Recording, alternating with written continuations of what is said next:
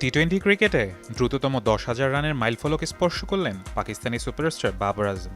ইতিহাসে 13তম ব্যাটার হিসেবে এই কীর্তি গড়লেন তিনি। পেছনে ফেললেন ইউনিভার্স বস ক্রিস গেইলকে। 2017 সালে সর্বপ্রথম এই কীর্তি গড়েছিলেন ক্রিস গেইল। মাত্র 271 ইনিংসে এই কীর্তি গড়লেন বাবর। পেছনে ফেলেছেন Virat Kohli, David Warner, Aaron Finch এবং জস বাটলারকে। চলমান পাকিস্তান সুপার লিগের ষষ্ঠ ম্যাচে করাচি কিংসের বিপক্ষে মাত্র 6 রান করেই এই বিশ্ব রেকর্ডের মালিক হলেন তিনি। শেষ পর্যন্ত তিনি 72 রান করে আউট হন।